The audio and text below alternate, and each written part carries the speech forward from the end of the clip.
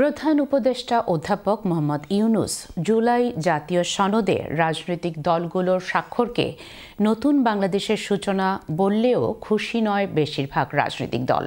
তারা একে প্রহসন বলে আখ্যায়িত করেছে।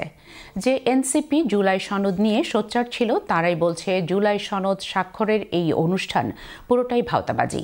তবে বিএনপি বলছে জুলাই সনদ বাস্তবায়নে সবাইকে এক থাকতে হবে।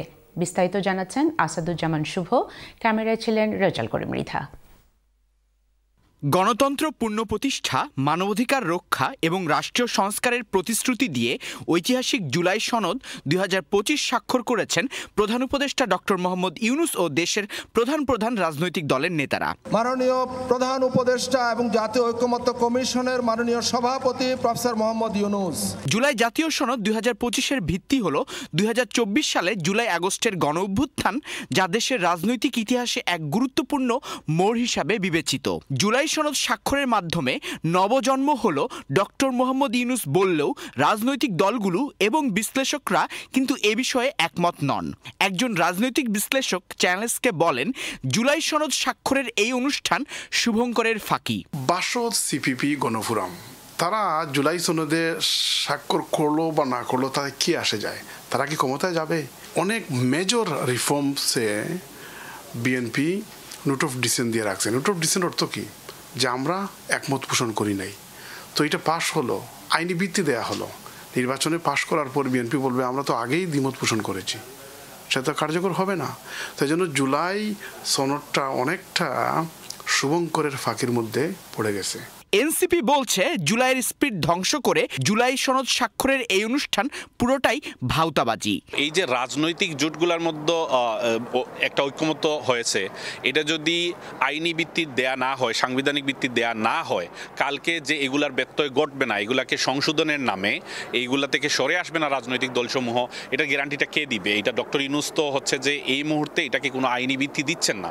এটাতে আমরা মনে করেছি যে এটা জুলাইয়ের সাথে হচ্ছে যে আমাদের গাদ্দারি হবে। এটা সম্পূর্ণ একটা বাওতাবাজি ১৪০০ শহীদের সাথে। এটা নিজেকে হচ্ছে যে একটা সেফ এক্সিটের আনুষ্ঠানিকতা। খেলাফত মজলিসের এক নেতা চ্যানেলসকে বললেন, জুলাই সনদের আইনি ভিত্তি না থাকলে আবারও ফ্যাসিবাদের উত্থান হতে পারে। দলিল শুধু মৌখিকভাবে যেন না হয়, এটা কার্যকর যেন হয়। এখন এটাকে কার্যকর করতে গেলে একটি আইনি ভিত্তি দিতে হবে। আইনি ভিত্তির জন্য দুটি পদ আমরা বলতে চাই। আমাদের দল মহাসচিব সাহেব বলেছেন যেটা, যে রাষ্ট্রপতির নির্বাহী আদেশের মাধ্যমে, একটি আদেশের মাধ্যমে এটাকে আইনি ভিত্তি দেওয়া, পাশাপাশি একটি গণভোটের মাধ্যমে এটাকে আইনি ভিত্তি দিয়ে এটাকে কার্যকর করা। তবে বিএনপি বলছে জুলাই সনদ বাস্তবায়ন করতে হলে সব দল শুধু স্বাক্ষর নয়, সামনের দিনেও ঐক্যবদ্ধ থাকতে হবে। রাষ্ট্র কাঠামো মেরামতের যে ৩১ দফা আমাদের প্রাণপ্রিয় নেতা, আমাদের দলের ভারপ্রাপ্ত চেয়ারম্যান দেশনায়ক তারেক রহমান দিয়েছেন, সেটারও বাস্তবায়ন হবে এই জুলাই সনদের মধ্য দিয়ে।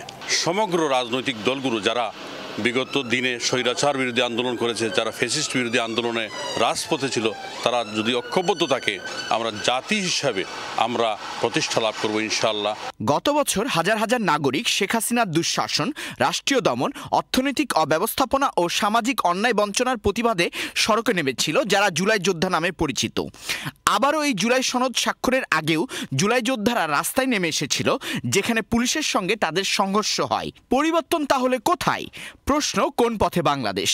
আমরা যাতে আর কখনো ফ্যাসিবাদের জাতাকলে না পড়ি, সেই জন্য আমাদের লড়াই অব্যাহত থাকবে। আসাদুজ্জামান শুভ, চ্যানেলস নিউজ, লন্ডন।